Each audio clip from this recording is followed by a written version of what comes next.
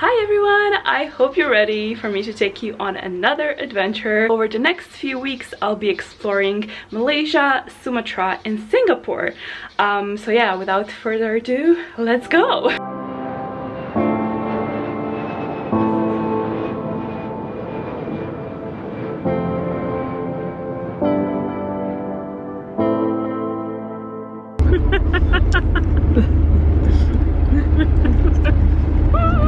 Hello from Malaysia! Today we're starting in Kuala Lumpur. We just landed a few hours ago and came to our hotel. We're just gonna freshen up and then we're gonna go to the famous night market. I saw they have dumplings, which is one of my favorite things to eat, so you know, I'm all for it.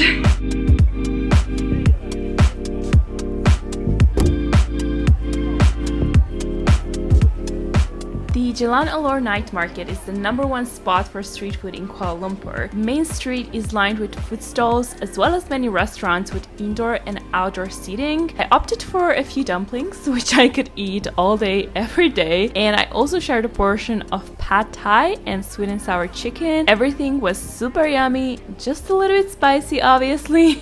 My body's not a fan of spicy food, but you can't really escape it in Southeast Asia. My stomach is super full now, but before I go to bed and continue with day 2 in Kuala Lumpur, I just want to give you a quick tip. If you are gonna go into town with a car, instead of taking the taxi, because they can be quite scammy, try to get a local SIM card. They should be very cheap, and I saw that you can buy them at the airport, and install an application called Grab on your phone. It's basically the same as Uber, and just use that for basically taxi purposes. It is really cheap, very affordable, and yeah, it works perfectly well. Everyone uses it here, so that's definitely a tip #1. Use Grab. Good morning. I had a very long night tonight. I got a visit from Miss Jet Lag, so I woke up at went to bed at 11 and I woke up at 2:30 and I haven't been able to fall asleep. So yeah, there's that. Also had the worst breakfast, hotel breakfast in the history of mankind. But now we're off to explore Kuala Lumpur.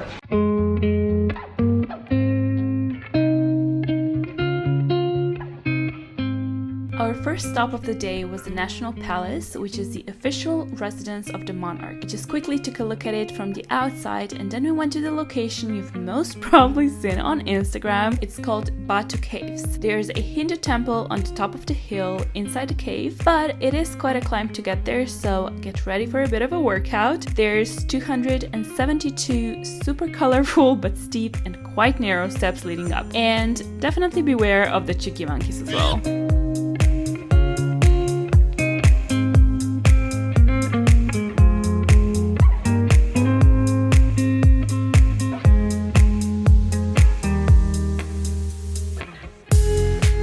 Next was a quick stop at a textile shop where we saw the creation of the traditional batik textile art of Malaysia before we made it to a pewter factory.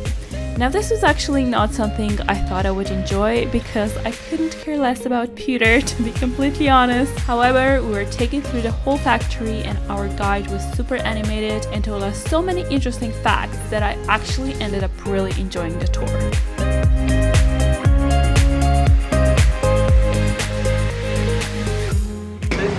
Flat side, hold the cup, hammer 2 times at the same spot. Concentration phase. Yes. Oh my god. Of course, we also had to stop at the Petronas Towers. They are the highest twin towers in the world, and it actually took 6 years of non-stop construction to build them. Some other stops on our agenda were the Sultan Abdul Samad building. It's a government building built in Moorish style, but the square in front is also super important because it's where Malaysia became independent from colonial forces in 1957. We also stopped at the War Memorial and went to a museum to learn more about the history of the country. Then in the evening, the goal was to get a drink on a rooftop terrace and enjoy some really nice city views. We first went to the Sky Bar at the Traders Hotel, which has the most amazing view of the Petronas Towers. And then we also went to the Heli Lounge Bar, which is a helipad by day and a bar by night. To be honest, it's far from fancy and the drinks were pretty terrible, but the view of the KL Tower was great. Oh, and of course, I had to get dumplings again for dinner. The Din Tai Funk restaurant at the Pavilion Shopping Mall was amazing. I highly recommend it. But we're finally back at the hotel, thankfully. I wasn't quite sure if we were gonna make it because we went into a taxi and yeah, he first of all didn't really know how to drive, if you ask me, and then he just drove around and he clearly didn't know where to take us and he didn't speak a word. He just didn't even attempt to communicate with us. So yeah, he started driving us around really sketchy alleys and I was getting like freaked out.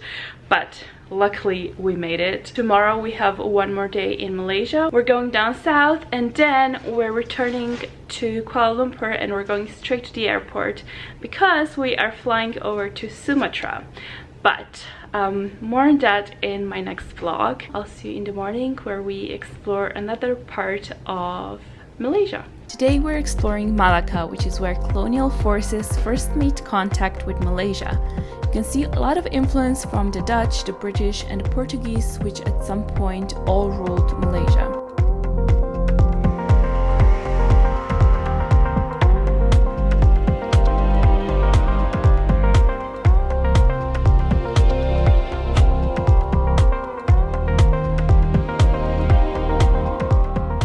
As in the rest of the country, there's also a lot of Chinese influence here.